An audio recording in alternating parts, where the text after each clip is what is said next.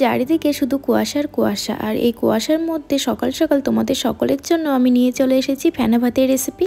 আমি এর আগের একটা ফেনা ভাতের রেসিপি দিয়েছি, সেটা কিন্তু সবজি দিয়ে। আর আজকে হলো গোবিন্দভোগ চাল না, আজকে করছি আতপ চালের ফেনা ভাত, তাও আবার ডিম সিদ্ধ, সাথে আছে আলু আর টমেটো সিদ্ধ। এমন ফেনা ভাত কিন্তু ঠান্ডার মধ্যে রোদে বসে খেতে বেশ মজা লাগে। আর আমাদের বাড়িতে যেহেতু রোদটা খুব কমই থাকে, বেলা 12টা অবধি থাকে, তারপরে কিন্তু আর রোদ থাকে না, ওই জন্য আমি সকাল সকাল বসিয়ে দিয়েছি আজকে ফেনা ভাত। আর এমনিও ফেনা ভাতটা কিন্তু সকাল টাইমে খেতে বেশ মজা লাগে। তবে চলো রেসিপিটা এবার তৈরি করি। রেসিপি বলতে এমন রেসিপি তো সকলেই জানি, তবু বানাচ্ছি যখন রেসিপিটা শেয়ার করবো না তোমাদের কাছে, এটা বার হয় নাকি? তাহলে চলো।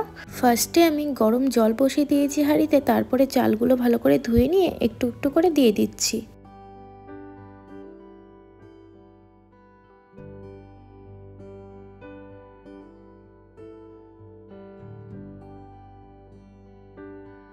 চালগুলো হাঁড়ির মধ্যে সব আমার দেওয়া কমপ্লিট। এবারে এটাকে ফুটতে দেবো খানিকক্ষণের জন্য। এবারে আমি ডিম, আলু আর টমেটো সিদ্ধ করতে দেবো। তার জন্য ভালো করে আলুগুলো ছাড়িয়ে নিয়ে ডিম আর টমেটোগুলোকে ভালো করে জলের মধ্যে দিয়ে ভালো করে ধুয়ে নেব।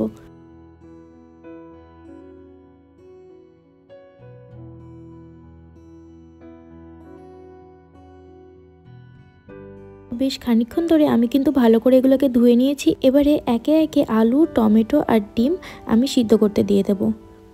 তারপরে দিয়েছি কিছু পরিমাণে কাঁচা লঙ্কা। এটা আপনারা মনে করলে, সিদ্ধ না করলেও ভাতের সাথে এমনি কাঁচা লঙ্কাও মাখিয়ে খেতে পারেন। তারপরে ভালো করে নাড়াচাড়া করে নেব।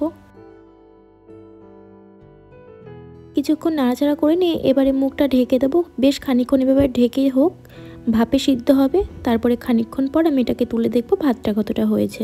এবারে নাড়াচাড়া করে নেব। যেহেতু এটা আতপ চালের, তো তার জন্য একটু বেশি পরিমাণে ভালো করে নাড়তে হবে, না হলে তলায় লেগে যাওয়ার কিন্তু সম্ভাবনা থাকতে পারে। কিছুক্ষণ নাড়াচাড়া করে নিয়ে এবারে দেবো স্বাদ অনুযায়ী পরিমাণ মতো লবণ। লবণটা কিন্তু তোমরা সবসময় নামানোর আগে ইউজ করবে। তারপরে নাড়াচাড়া করে নামিয়ে নেবে। ব্যাস, আমার তো ফেনা ভাত রেডি। তাহলে এই ঠান্ডায় তোমরা বানিয়ে ফেলো বাড়িতে ফেনা ভাত। আর এই ভাতটা যেহেতু ঘরের চালের, তার জন্য কিন্তু ভীষণই আঠা আঠা ভাব হয়েছিল। তো আজকে এতটুকুই, টাটা।